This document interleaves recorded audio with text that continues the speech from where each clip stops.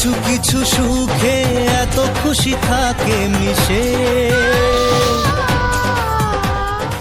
তো গাইস, কেমন আছো তোমরা সবাই? আজকে ভিডিওটা খুবই ইন্টারেস্টিং হতে যাচ্ছে এবং খুবই ইমোশনাল হতে যাচ্ছে। আমাদের হিন্দু ধর্মের বিয়ের রীতিনীতি অনুযায়ী আজকে আমি তোমাদের বাসি বিয়ের যে পর্বগুলো থাকে এইখানে একটু যে তুলে ধরার চেষ্টা করব। আমি মূলত চলে আসলাম আমার জ্যাঠাতো বোনের বিয়েতে ফরিদপুর বাহিরদিয়া গ্রামে। তো আমার আসার কথা ছিল গায়ে হলুদের দিন, তো ওই দিন আসতে পারিনি কারণ বাংলাদেশে অলরেডি কারফিউ জারি চলতেছে, ইভেন নেট কিছুই নাই। তো আমি গায়ে হলুদের দিন আসতে পারিনি, তো কষ্ট করে 21 তারিখে আসছি, মানে শিথিল যখন হয়েছিল 3 থেকে 5টা।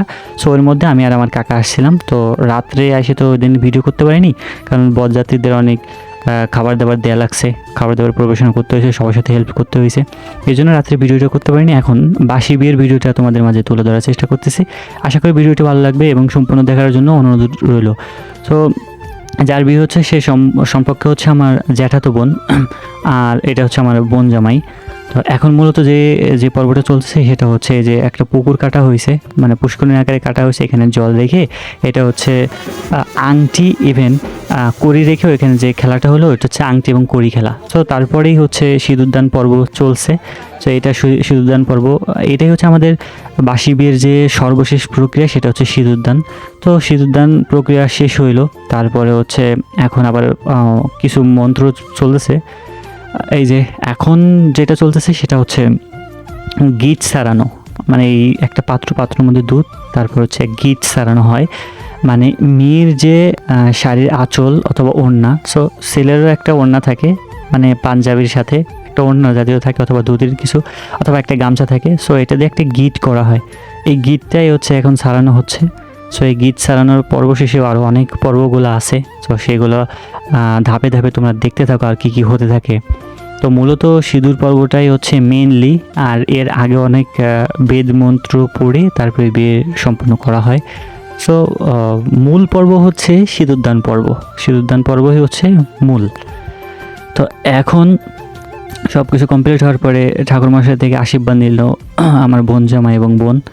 তো তারপরে আরও কিছু পর্ব আছে। দেখো গ্রামের কত মানুষজন আসছে। গ্রামে বিয়ে হলে সাধারণত এমন দেখতে পাবা যে একটা মেয়ে বিয়ে হইলে তখন কত মানুষজন আসে দেখতে, কারণ বিয়ে হওয়ার পরে তো মেয়ে চলে যায় নিজের বাপ মায়ের কাছ থেকে, বিদায় নিয়ে চলে যায়। সো আবার কবে আসবে, সো একটা ইমোশনালের ব্যাপার টোটালি, কিন্তু তারপরে তো মেনে নিতে হয়, তাই না? এখন হচ্ছে আমার বড়মা চলে আসছে, বড়মা হচ্ছে তার মেয়ে এবং মেয়ে জামাইকে আশীর্বাদ করতেছে। তো দেখো বিয়ের পর সাধারণত এটা হয়ে থাকে আমাদের হিন্দু ধর্ম রীতিনীতি অনুযায়ী। তো এখন আমার বড়মা আশীর্বাদ করছে দুজনকেই। আশীর্বাদ করার পরে কিছুক্ষণ পরে ইমোশনাল হয়ে যাবে সবাই মিলে। তো এখন আবার জ্যাঠা আসলো, জ্যাঠা বলতে তোমরা যেটা বলো বড় কাকা, আর বড় মা তো তোমরাও বলো, মানে অন্যান্য ধর্মে যাদের তাদেরকে বললাম। তো দেখো এখনও আমার জ্যাঠা আশীর্বাদ করলো। সো ইভেন আরও অনেকেই দেখো কত ইমোশনাল হয়ে গেছে এখনই। তো এখন চালন কোলা নিয়ে আশীর্বাদ করতেছে মেয়ে জামাইকে, আর সবাই দেখতেছে। আমিও ফ্রেম বন্দি করার চেষ্টা করছি যতটুকু আমি পারলাম, যদিও সম্পূর্ণ ভিডিও ওইভাবে করতে পারিনি, অনেক লং ভিডিও হয়ে যাইতো।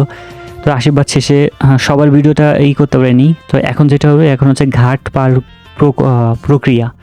তো এখন হচ্ছে যে পুকুরটা ছিল এই পুকুরটা পার করবে, মানে মেয়েকে পার করবে হচ্ছে জামাই। এই যে জামাই পার করলো বউকে।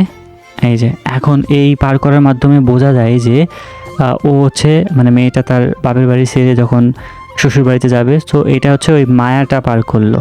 তো মূলত মেয়েদের তেমন কোনো নির্দিষ্ট বাড়ি হয় না, বাপের বাড়ি ছোটোবেলা থেকে আদর হওয়ার পরেও স্বামীর বাড়ি যাওয়ার পর সেটাই মূলত তাদের বাড়ি হয়। মেয়েদের জীবনটা খুবই কষ্টের, ইভেন ছেলেদের জীবনটাও খুবই কষ্টের, কারণ একটা ছেলে তার ফ্যামিলিকে চালানোর জন্য সারা জীবন কষ্ট করে থাকে, সেম মেয়েও সারা জীবন এভাবে কষ্টই করে থাকে। তো তারপরেও ভালো লাগার ব্যাপার হয় যখন দুজনেই সুখী থাকে, এটাই সবচেয়ে ভালো লাগার ব্যাপার। সে যেভাবেই থাকুক না কেন ভালো থাকুক, এটাই আমাদের কাম্য।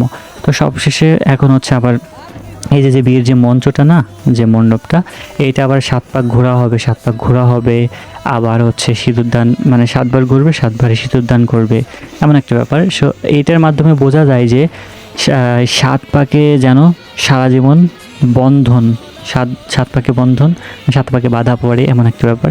সো এই যে সামনে যাদের দেখতেছো এরা হচ্ছে আয়ো, এই বিয়ের কাজে যারা সহায়তা করে, বিয়ের গায়ে হলুদের দিক থেকে শুরু করে অধিবাস থেকে শুরু করে বিশেষ পর্যন্ত তাদেরকে আয়ও বলা হয়। তো তারা আর কি এরকমভাবে সহায়তা করে থাকে। তো এখন হচ্ছে এই যে দেখছো যে সাত পাকে ঘুরতেছে এবং কত মানুষজন আসে দেখছো, আর অলরেডি সবাই ইমোশনাল হয়ে গেছে। দেখো স্তব্ধ, সবাই চুপচাপ হয়ে গেছে, এমন একটা ব্যাপার।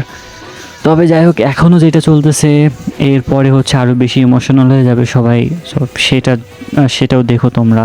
আমাদের হিন্দু ধর্মের বিয়ের রীতিনীতি অনুযায়ী ভাই অনেক নিয়মকানুন মানতে হয়, সিঁদুরদানের পর্ব থেকে শুরু করে এই যে অনেক অনেক অনেক পর্ব।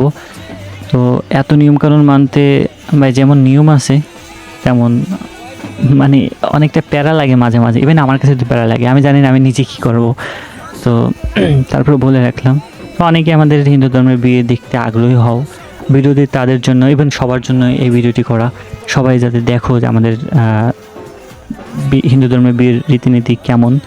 যদিও সম্পূর্ণ দেখাইতে পারিনি, তবে দেখো ভাই কত মানুষজন হয়েছে এই বাসি বিয়ে দেখার জন্য। মূলত মানুষ তোমাকে সাধারণত কয়েকভাবে দেখতে আসবে। এক, বিয়েতে তোমার বিশেষ সময়ে তোমাকে দেখতে আসবে, কিন্তু তাছাড়া তোমাকে কেউই খোঁজখবর নেবে না, এটা বিশেষ একটা ব্যাপার। তবে আমি ওর বড় দাদা হিসেবে আমি ভগবানের কাছে প্রার্থনা করি যাতে ওরা সারা জীবন সুখে শান্তিতে থাকে এবং ওদের বিবাহিত জীবন সুখের হোক, এটাই ভগবানের কাছে প্রার্থনা করি এবং ওদেরকে আশীর্বাদ করি। এতটুকু বলার। তো দেখো এইভাবে সিঁদুর দান করতেছিল আর এই যে ওরা ঘুরতেছিল। তো ভাই এত কথা তো আর কি আমি স্ক্রিপ্ট করে তো আর বলে নেই। সো আমি ভাবেই আর কি ভয়েসটা কভার করতেছি। সো এর মধ্যে হয়তো বা মিস্টেক হতে পারে,